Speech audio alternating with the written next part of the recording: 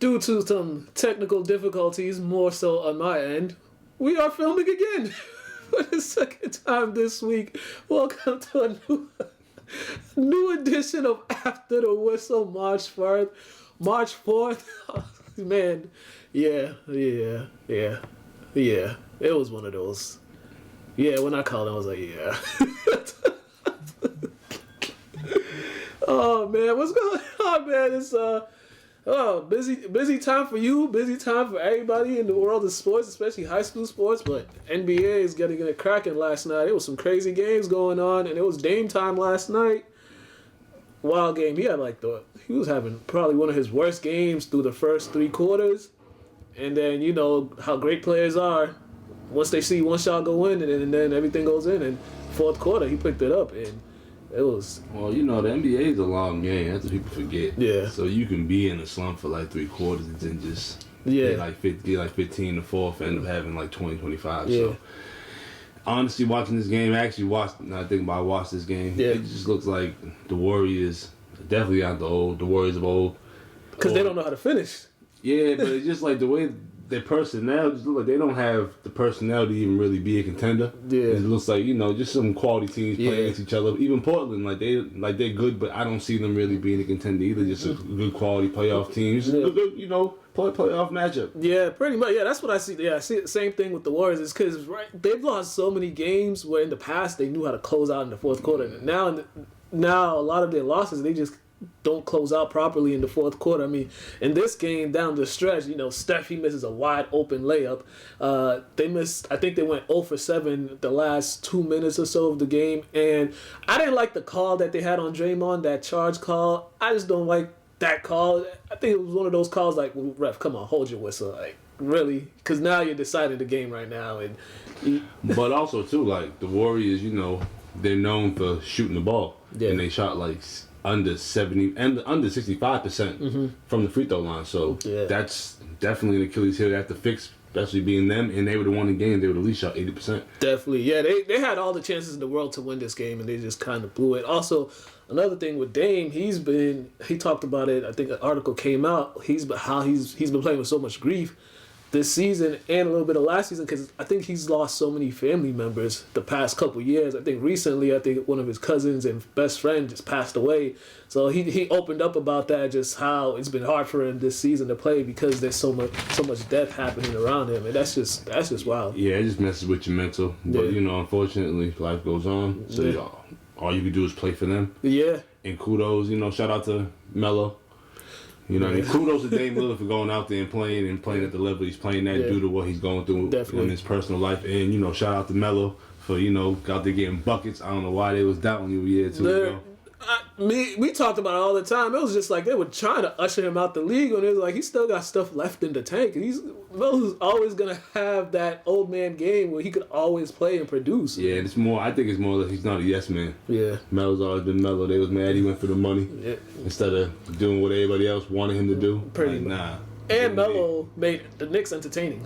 Yeah, man. Melo's Melo. Wherever Melo goes, it's entertaining. So Melo's always going to be a fan favorite. Yeah, but overall, that was a great game. Despite me not liking how the ending with that charge call, but I think they should have just not called it. But it was a great game. Another wild game was the Sixers and the Jazz. The last 2 minutes of this game was kind of crazy, and I swear the Jazz, the entire state is about to get fined by the NBA for the post-game comments that they was making after the game. Donovan Mitchell, he had some not so nice words to say about the refs. He got ejected in overtime, and then he pretty much said the refs have been costing him some games this season, and they've been horrible. I'm censoring what he said, but well, you know, one stat I'm looking at, since you know this is our second day recording in a row, and we kind of I wasn't fully prepared with the subject matter at hand. Man, you guys had 16 turnovers compared to, you know, the Sixers 11. So, you know, I'm always a nitpick with little things like that, you know, you say the refs cost you the game, but you were giving the ball away. So, with that being said, so let's value the basketball a little more.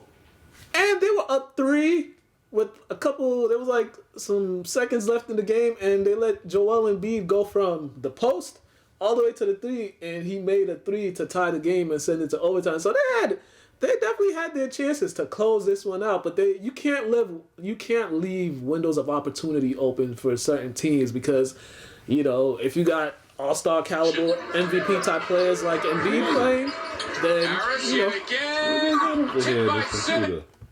Oh yeah, but yeah, you got Embiid, you got those type of players, MVP type players. If you give them even the slightest opportunities, they'll make you pay. And the Jazz, that happened with the Jazz. And I know they said something about they keep getting screwed or something like that. Yeah. First of all, we already talked about on the show, I wasn't a real believer in the Jazz. Yeah, they could beat you when your best player ain't out there, but when your best player's out there, it's a whole other ball game, and they don't close those games out. So they kind of looking like the Jazz of old. Yeah, the Jazz, we're just waiting to see them in the playoffs so they could get over that, because I'm not over that 3-1 that they. But shout out to Embiid though, the triple-double. Man. Doing some things, he's trying to push, for that number one MVP spot. Man, hey, that was a great way to do it too. 40 points, 19 rebounds, and I'll say it again. It's just good to see him take his big behind down in the post. Oh, my bad. He didn't have a triple-double. I was looking at the stats wrong. My apologies. He had a mean double-double. Mean double-double. So he's still in the running there. He was going at it. But, yeah, it's just good for him to be in the post. Just, one thing as hoopers know, when you're big and you shooting threes, you're just like, dude, what are you doing? Get your behind down in the post. So, shout out to the Six. We still don't like Philly. I don't like Philly at all. I don't root for them. Yeah, me either. I ain't got time for that. All right, and James Harden made his return to Houston last night, and he had another stellar game, another triple-double. I think this is his third triple-double in the last 5 games. The Nets closed out this stretch before the All-Star break with only 1 loss, and James Harden and Kyrie Irving really carrying the load, and they're doing all this without Kevin Durant. And then you got to give credit to guys like Bruce Brown, who are in there, Joe Harris, Landry Shamet, there was another guy, big guy on their team, DeAndre Jordan as well. Those guys they've also stepped up as well. But a lot of credit to Bruce Brown, especially because the last five games, I think he's been averaging 18 points for them. Hey, you know me. I'm always rooting for home state talent. That's what I'm always rooting for. But first of all, you're not gonna lose many games when you have. What's that? 7 guys in double figures? Yes. I ain't got nothing else to say. Yeah. 7 guys in double figures, and you hit 17 threes. Then you shot 54. You shot 50 from the field and 40 from the 3. It's like this team, and they're not. And the scariest thing about this, they don't even have their full team together, and that's the scariest part. Because once they get the rent back, the game's gonna be a lot easier for those other guys too. So this Nets team is a scary team. Granted, though, they were playing a Houston team that's not a high volume 3-point shooting team in regards to making them. Yeah. So they knew they could shoot them out the gym. Yeah, definitely. And they also didn't have one of their best players in Christian Woods, who I think should have made the All-Star team, but casuals. As he said it, and the Rockets, they just don't have that much talent at this point, and they got too many young guys too. Yeah, too many young guys. They just don't shoot it well enough. Yeah, that's another thing. Like in this day and age in basketball, you gotta make shots. If you can't make open shots, because they only had 9 turnovers, so they value the basketball. They just don't make enough shots. Yeah, Oladipo started off something like 1 for 12 to start this game. So yeah, so I mean, the Nets, man, they're looking scary. They're peaking, and this is perfect too because the All-Star break, they get this nice long break, and then they come back fully loaded. Durant's coming back. Ooh, good luck to everybody trying to beat them. All right, the Celtics also ended their week before the All-Star game with a 3-game winning streak. They beat the Clippers the other night. Granted, last minute we found out Kawhi Leonard wasn't playing because of back spasms, which kind of was surprising. But nonetheless, the Celtics pulled it out. This was the best game I've seen them play as a team from the first quarter until the fourth quarter. Oh, yeah. We was talking about this yesterday. Yeah. Cool. I ain't got to get all in this computer anymore. All right, but yeah, it is a good win for them. But, my only issue with that is Tatum and Brown had just as many points as Paul George did. Mm-hmm. So if Kawhi was in there, it would have been a long night for them. And Kemba shooting, him going 6 for 12 was impressive because, it's a great shooting night for him. But him shooting 12 threes at the point guard spot, that's tough. We need more facilitation from all three of our best players. And our two best players just got to perform at a high level. And they got to be consistent because, I said this last year too. Tatum has this thing where he just has these slow starts. Where it's just, he has these slow starts and then he starts settling for jump shots. Granted, he had a slow start this one, but he was trying to do other stuff. And then in the fourth quarter, he started going to the basket, not settling for the threes. But this happens way too often. Yeah, some players like to get in the game. Some players get in the game right away. Some players like to go to the flow, go for the flow. So I think it just depends on the night and how the game's going, how his team is playing. Yeah. So if they're not putting if they're not putting the ball in the hole, I think he puts his his foot forward and proceeds to do that. If they are, I guess he takes a step back and facilitates a little more. Yeah. But also too them, like I said, them only out rebounding the Clippers by 8. Kawhi's in there. It's going to be a little different. And, that's been a problem with the Celtics all year. It's been rebounding because it's a lot of the losses, they've been getting killed on the boards because they're not that big of a team. They're not. I think Jason Tatum might be the tallest person on that team. And I think he might be a couple inches or an inch taller than Robert Williams because Tatum, they list him at like 6'9", but I swear he's like 6'10" and 6'11". He sometimes when he stands next to other people, he's like, dude, he's... Yeah.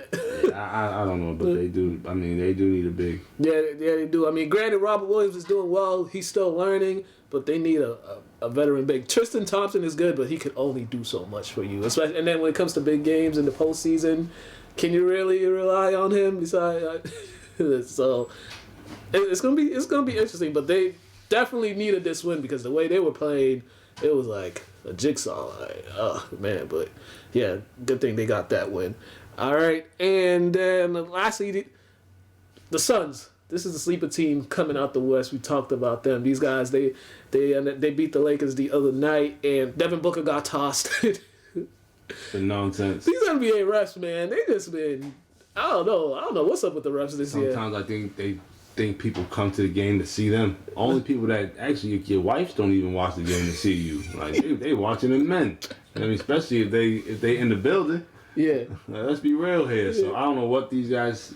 I don't know. This new generation of ref they haven't been around long enough to be just throwing people out like, left and right like that. That's one thing. Like, yeah, because it's like they're really quick with the text. Even like they don't even let the guys vent for a little bit because Montez got a tag for saying and one last year. Like what's wrong with that? You've been saying that for years, but because you felt it was targeted towards you and your calling abilities, like get over yourself. Nobody cares about. I don't even know ref names. So that being said, like it's tough. But you talked about this. Chris Paul as being one of the best leaders in this league, and then Devin Booker. I think Devin Booker past 2 years he's had 2 legit point guards, and it's just elevated his game. With Rubio last year, and now with Chris Paul, he's doing a lot more now. He doesn't have to have the ball in his hand that much. He could move from screens, and just. Him moving around gets other guys open. So Monty Williams is doing a really good job with these guys. He definitely is. Dario Saric, my guy, getting buckets. Yeah. Off the biz ends. He was doing it from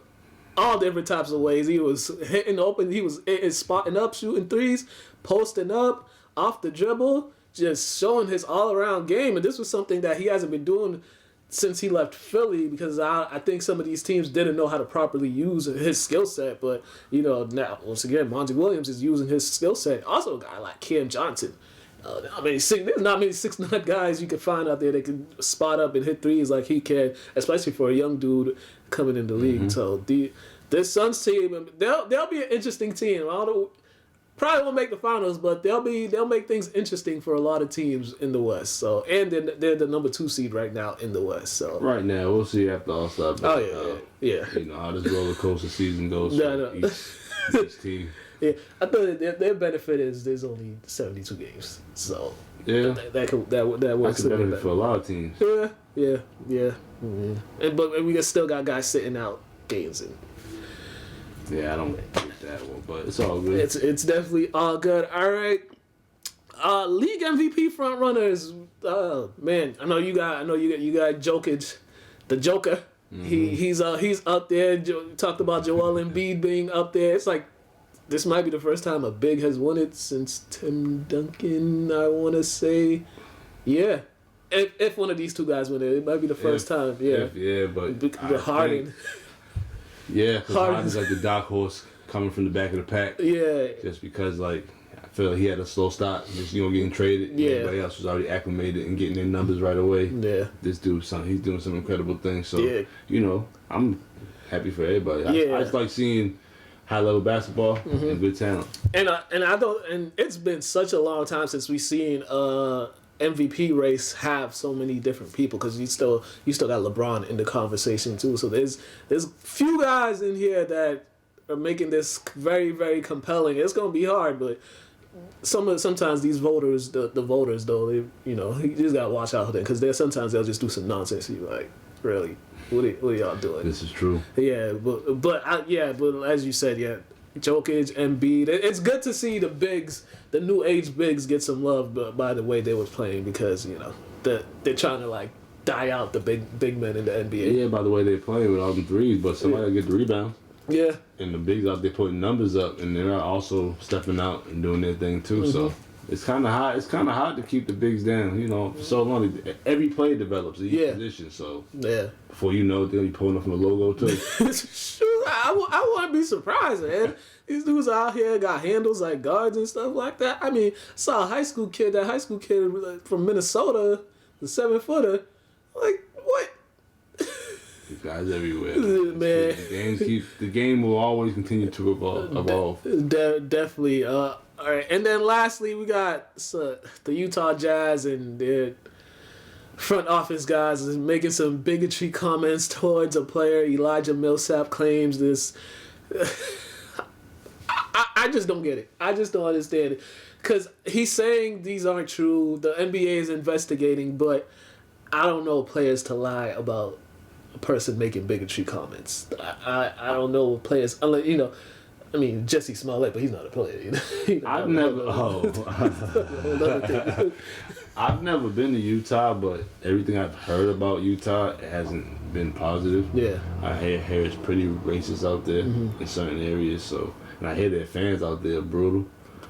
So I can only imagine what the front office allows. If you're allowing your fans to act a fool and not, what I mean? Yeah. I want to say doing the proper procedures to make sure that doesn't happen, or holding your fans to a certain standard. Yeah. Then Lord knows what you say in the office, and I don't care what you say at home, but once you come in the workplace, you got to hold yourself accountable into a certain standard. And we're seeing the only thing is we're seeing this more and more often in all sports too. I mean, we had something in Major League Baseball, NFL.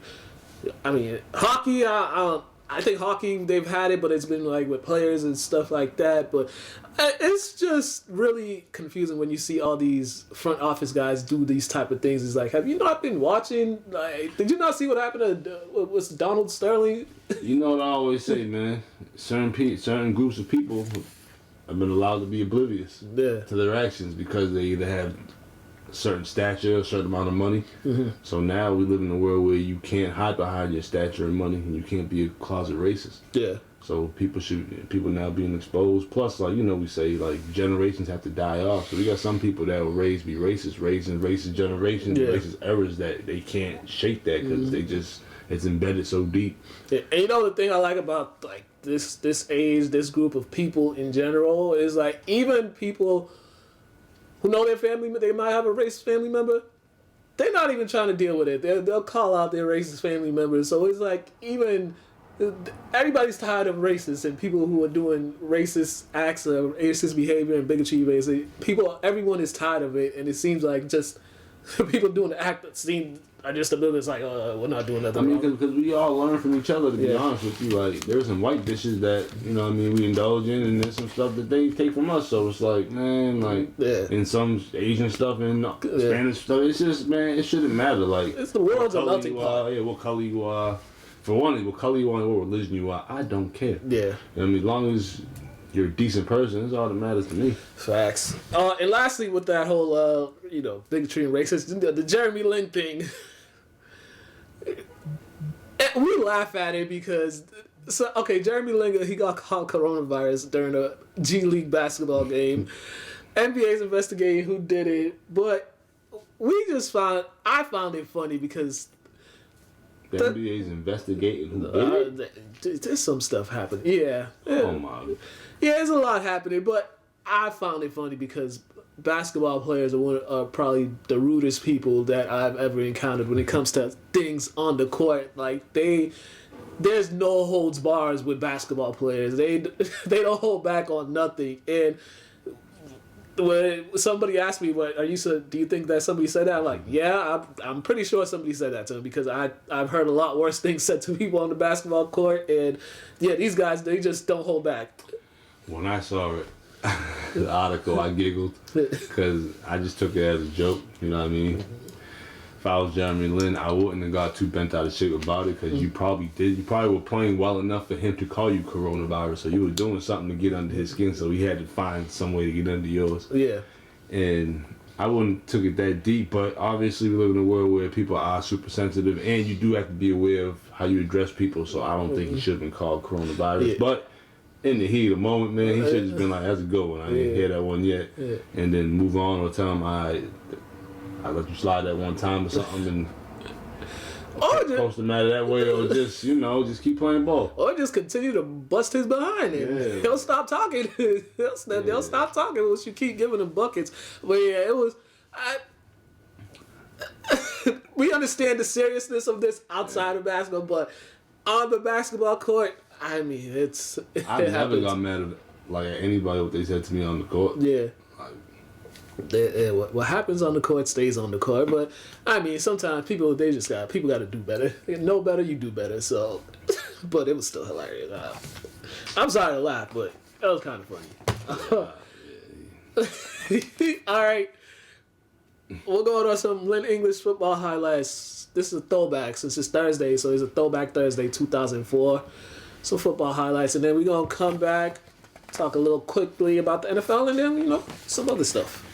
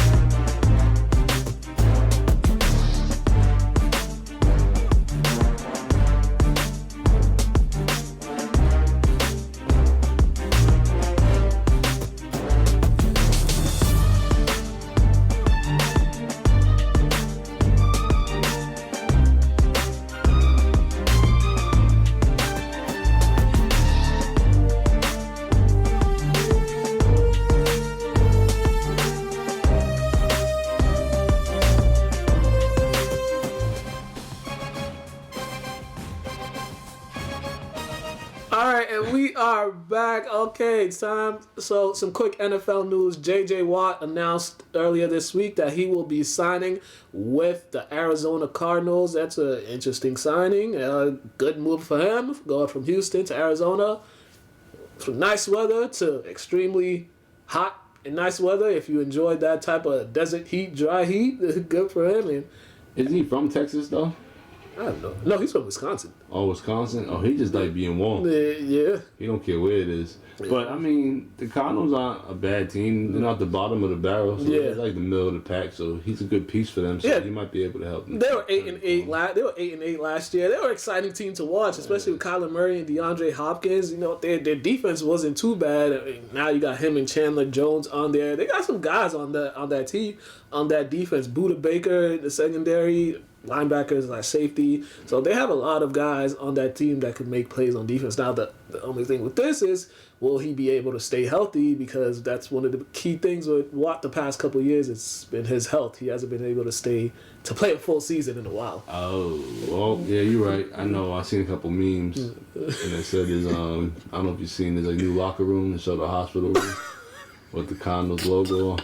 It was bad, but I think he'll be all right. Hopefully he'll be all right. You know, we wish no players anyhow. Yeah. Hopefully they all have great careers and finishing out the way they came in. Definitely. So, well, good kudos to him. Now we'll see what happens with Deshaun Watson because he's already met with the coach, the new coach. He's met with the management, and he's told him, "I'm not playing for you guys." So y'all gotta figure that out. Trade that man. He wants to leave. Just let him leave. You let everybody else go, right? Like I don't understand why it's so hard. This man hostage because he's talented. Like, come on, man. Yeah, pretty much. And they got that contract, so man, let him go. Because we're gonna talk about it later when we go around the world. I just seen the team were about to release a guy after they gave him a 4-year contract, and he only played 1 year. Oh, so yeah, and an NFL 4-year. All right, let's go to Athletes Corner. Private Jules Fitness, Alex Sepulveda, and Zach Calmus. They got some stuff going on. They're actually in Florida right now competing at something they're competing in Florida. So, Athletes Corner, we're going to come back and then we're going to go around the world and wrap this thing up.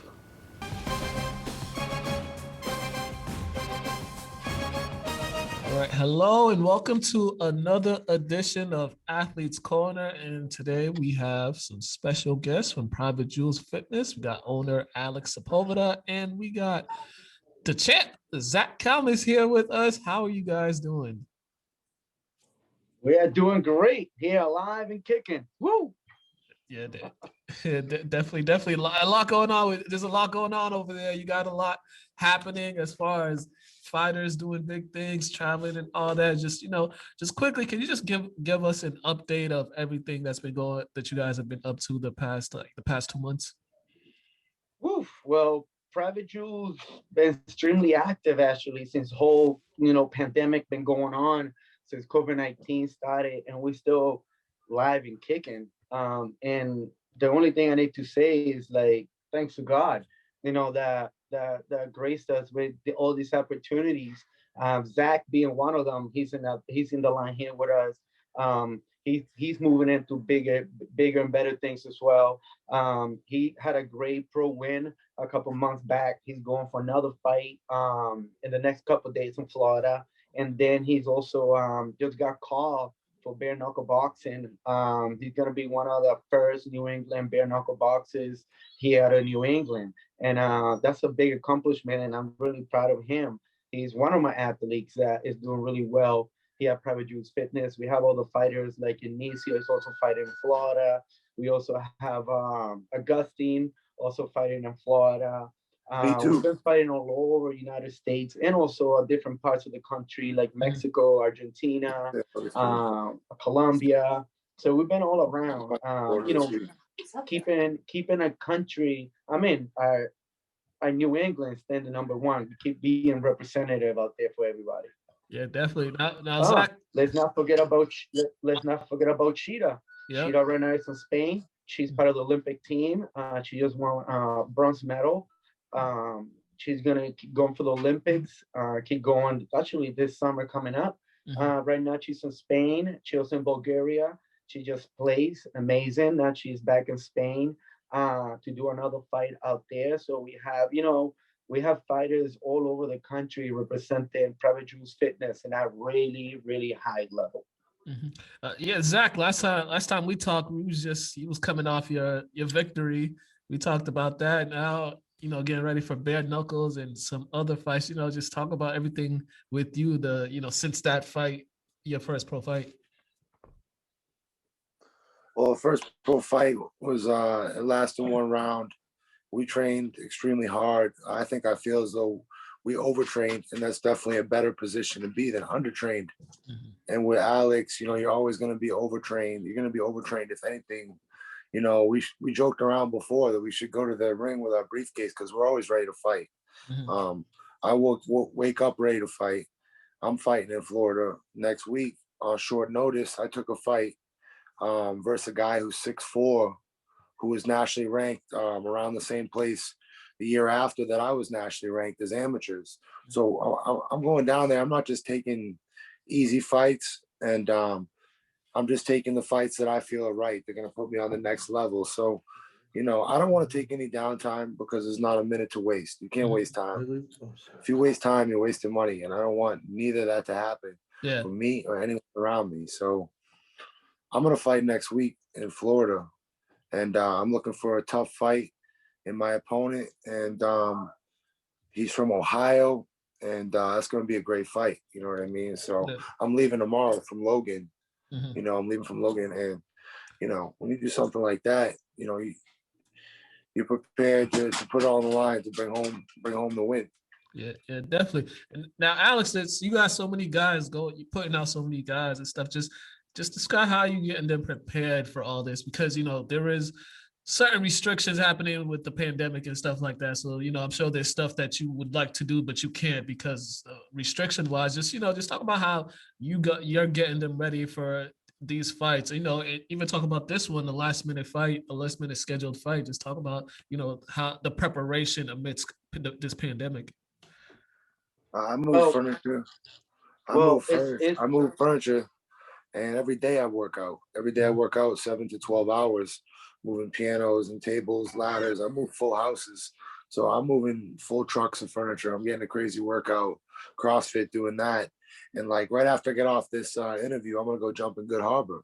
I'm gonna go jump in the ocean and go for a swim, so I can cool out. You know what I mean? And all my muscles before I get on a plane. So it's just a lot of preparation. So like Zach just said, we do have a lot of fighters. Each fighter has a customized training a workout training thing. Everybody's different. I have fighters that come here in the morning, Zach being one of them, fighters that come at night, fighters that, do split workouts. Sparring is one of the biggest thing because there's not a lot of boxing gyms around here. So, me as a coach, we need to find ways to keep our fighters active, with sparring, things like that. So we always have to go through other states. We always have to travel over an hour and a half.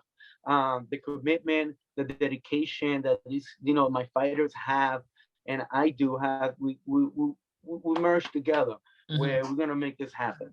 I only work with people that really want it. I don't really have time here to waste. All my fighters that I have are all elite and they're in a different level. And they're in that level because they work hard and they're hungry and they want it. And that's how I am. I'm hungry, I want it, and I want it all. So if I have fighters that have the same mentality with me, guess what? We are going to take it. And we are taking it. We're taking it in different states. We're making a big statement. Not just being managers, being promoters, in a whole different level now. Right now we have, apex fighters that, getting, big time fighters, big time fights. And we're just moving forward. We just, we're not going to stop, even if this COVID-19 want us to stop, but we don't rest. We're restless, and being restless is get you where you want to be. And I'm gonna be hungry. I started hungry 7 years ago with this gym. We've been here now for 7. We're gonna go for 8 really soon in the next couple months, and it's not looking like we ain't gonna go nowhere. It looks like we're just gonna keep upselling to the next level. We got gyms right now that we just opened in Argentina. We got gyms in Mexico. We're in the middle opening another gym in Puerto Rico. So we are just networking and spreading our wings. And Private Juice Fitness is just, how can I say this? It's kind of like a little franchise. So now we kind of like a little boxing franchise. We got gyms all around different countries, and it's just working so our behalf to help athletes reach their dream. This is a gym that if you want to be a world champion, guess what? It could happen, but it takes 100% up to you to get there. And you have a great team here. You got me, you got Patty. Patty, she's like my right hand. And she's another amazing coach. She helps me a lot with all my pros and other fighters. She couldn't be here today because she's a little busy, setting everything up for all our fighters that are going down to Florida to fight. And she's such an amazing person. We wouldn't be in the next level where we are if it wasn't for her help as well. Other people, like I want to say thank as well, is like Nettie. Nettie's my other partner in another country in Mexico where we do events, and we have another gym out there. And we just keep working. We just have a team right now, and the team is finally working together where we are getting where we want to get, and especially from an athlete and Zach, the Cobra Shark, woo, being one of them. It's you guys are doing all this traveling and stuff. Can you what is what's kind of the protocol for your fighters? Are you guys getting tested when you land at your destination before you leave, and when you land, are you guys getting tested each time? Can you just talk about a little about that, just as far as the testing for COVID and all that, as you guys are doing these traveling to other states and countries? Protocol is a number one. It's a number one thing. Me as a coach, the number one thing as a coach is my athlete safety. As long as my athletes are safe, we are going 100% of anything that we're doing. I'm actually really surprised, like when we go to Mexico, how Mexico is really in top of the COVID-19 protocols, really on top of it.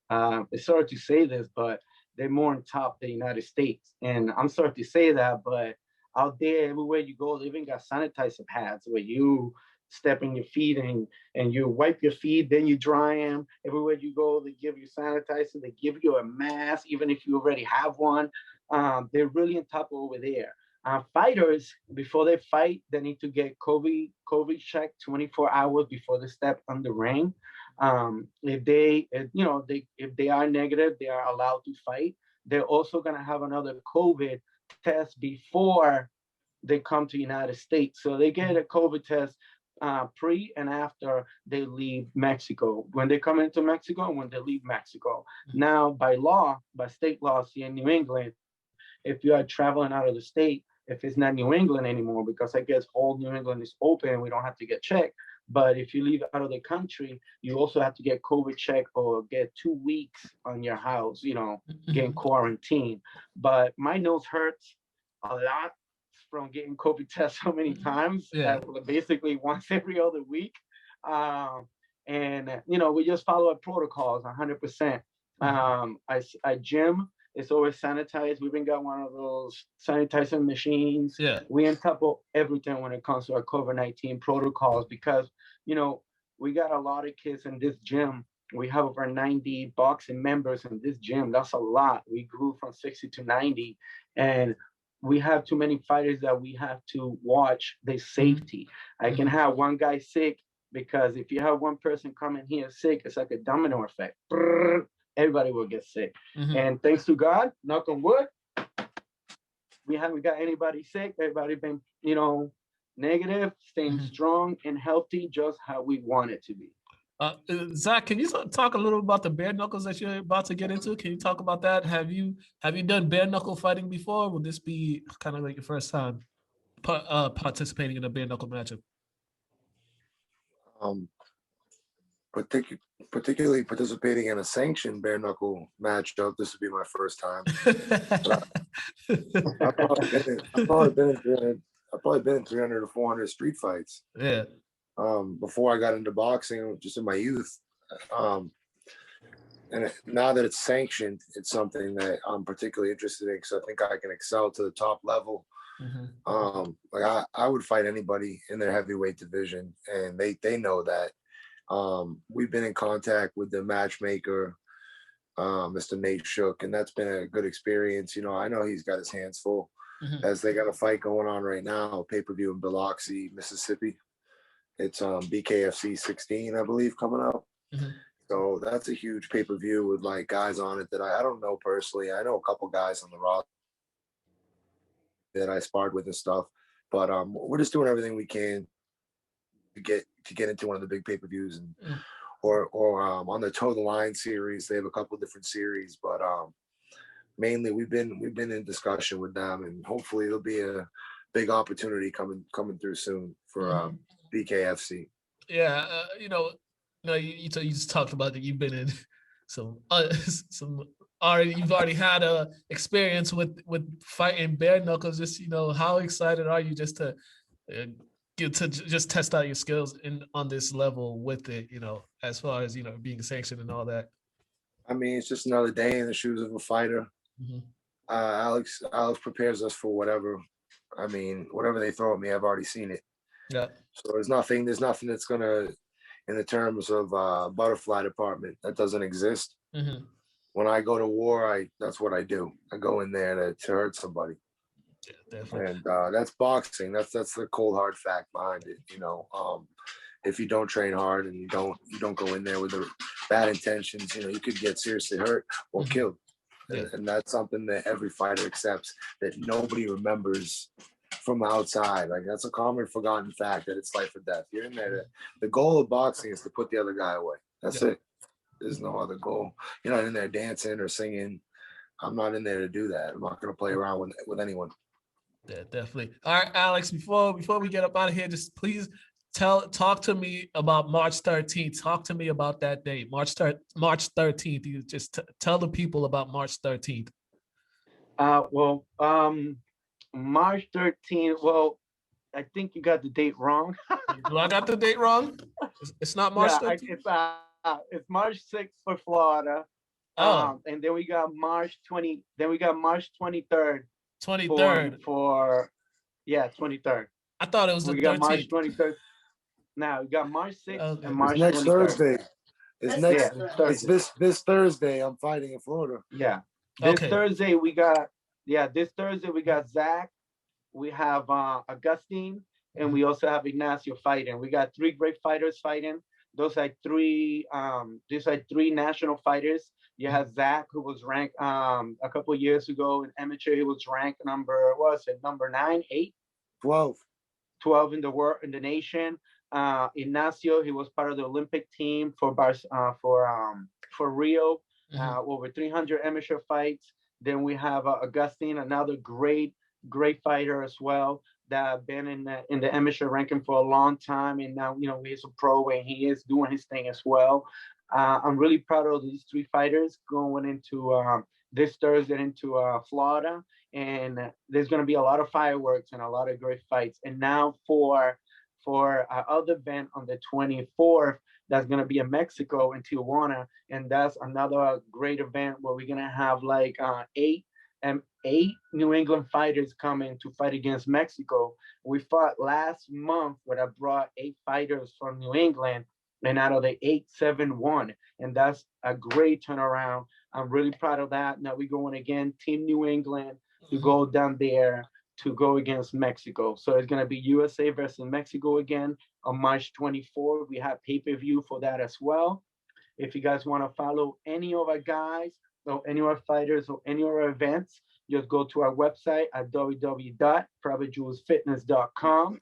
Once again, www.privatejewelsfitness.com, and you can see all information, all our fights, even videos of certain fighters that you want to follow. There'll be everything in there.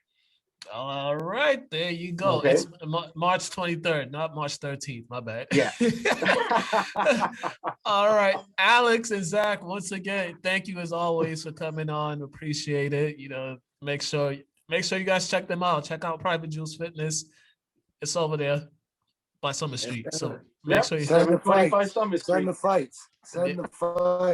Yeah, make sure you check it out. Support them. You guys have been watching Athletes Corner. Have a great day, ladies and gentlemen. Send the fights.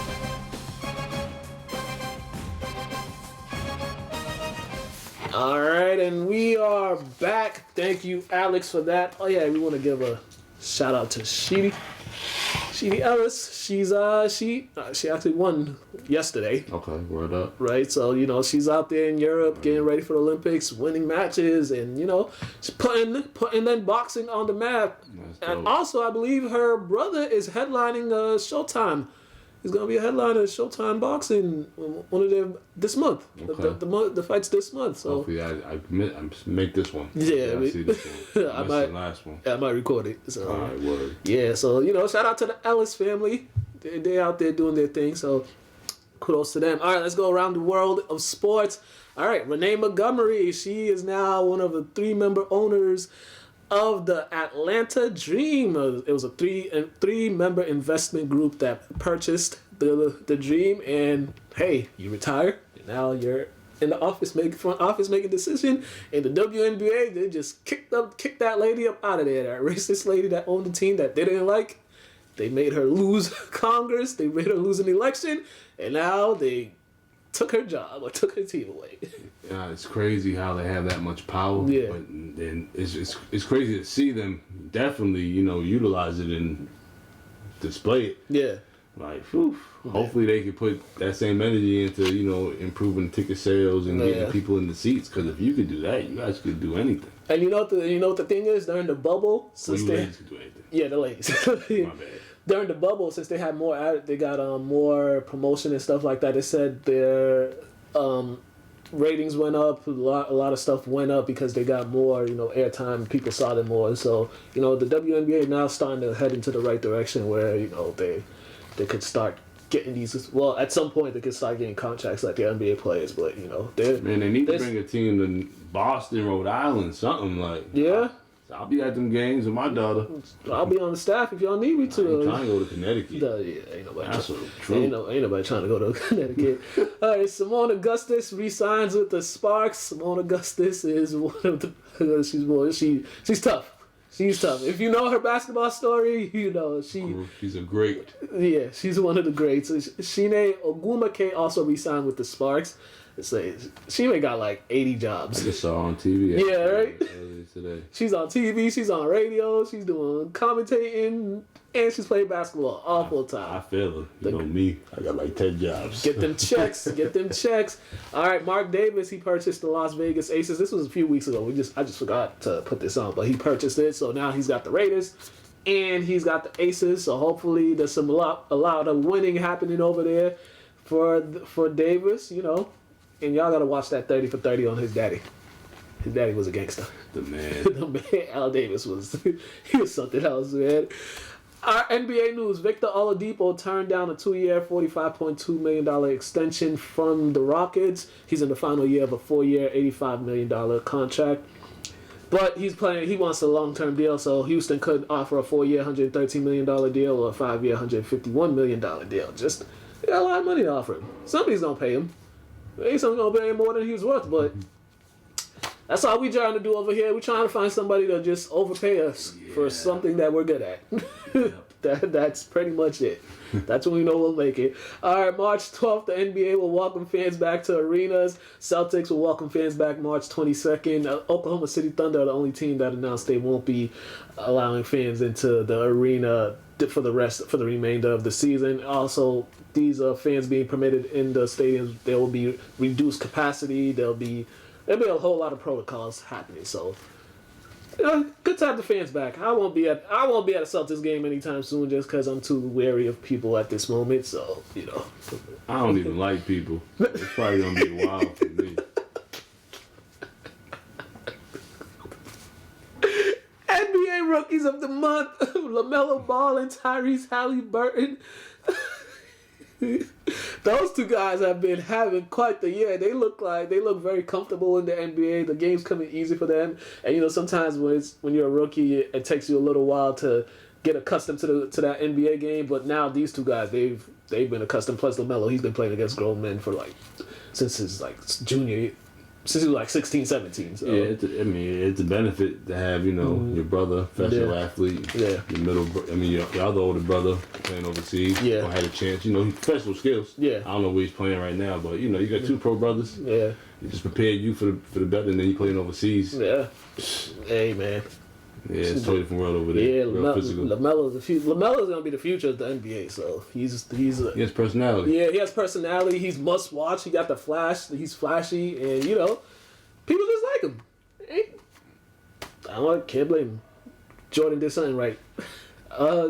Devin Booker and Giannis Antetokounmpo were NBA Players of the Week. Shout out to those two players on that. Booker and Harden were Players of the Month. I just talked about it. Harden had a stretch of triple doubles and just 30 points, 14 assists. He had a few 14 assist games. And then Booker, he had some 30-point outbursts. I think he had a 48-point game last month too. He be getting snubbed. Yeah, man. It's wild. He be getting played a month. He getting snubbed. You got all-stars. You got some all-stars that never get played a month. Ooh. Yeah. All right, All-Star Weekend is this weekend. So Saturday, the 3-point contest. This year's contestants: Devin Booker, Jaylen Brown, Steph Curry, Donovan Mitchell, Zach LaVine, Jason Tatum. Interesting group. I just think Jason Tatum and Jaylen Brown. I'm like, good luck, but I'm rocking with it. It's gonna be a light-skinned dude that wins it, because there's four. 1, 2, 3. There's 4 light-skinned people. Whoa! The skills challenge. You got Luka Doncic, Chris Paul, Julius Randle, DeMontis Sabonis, Nikola Vucevic, and Robert Covington. I don't know why our guy Joker isn't in it. He should be in there, but he's probably gonna enjoy the Atlanta nightlife, because they're living like COVID doesn't exist. And he just seems like he's a fun time. Yeah. All right, the Hawks fired Lloyd Pierce.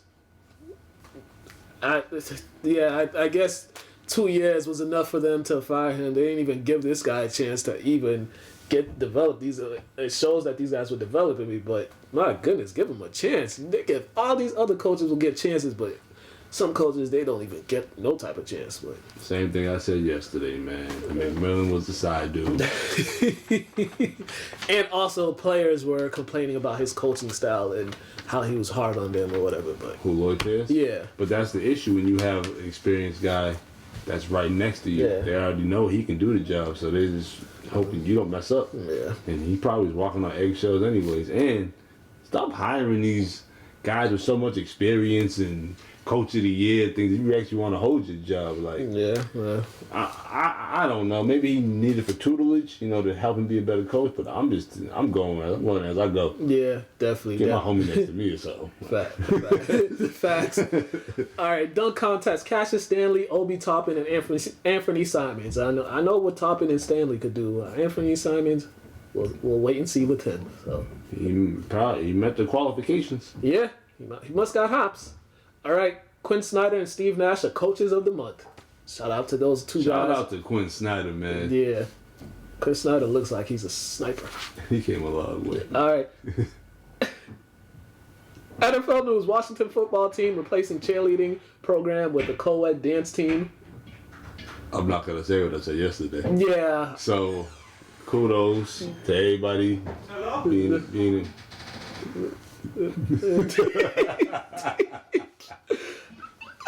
As you can see, Ezra's just yelling in like we're not filming something. All right. Vikings released Kyle Rudolph after 10 seasons. That saves him $5.1 million against the salary cap. Dolphins, they plan to cut Kyle Van Noy after signing a 4-year, $51 million deal last offseason. And Steelers are planning to bring back Big Ben. They worked out a new deal. They weren't going to pay him that $41.2 million. Nobody cares. Yeah. Golden Tate, MAGA Tate, he got released by the Giants. Okay. So that saved them money against the cap as well. Bruins lost to the Capitals last night, 2-1. They're now 12-5 on the season. Also, Creighton head coach, the comments he made, then he said he offered to resign, but the players said they don't want him to resign, but why'd you make those comments in the first place? Like, yeah, you gotta check your train of thought. Understand why it even made sense to you. Facts. Jeez Louise. All right, let's go to the top 10 NBA. We'll come back and wrap this thing up.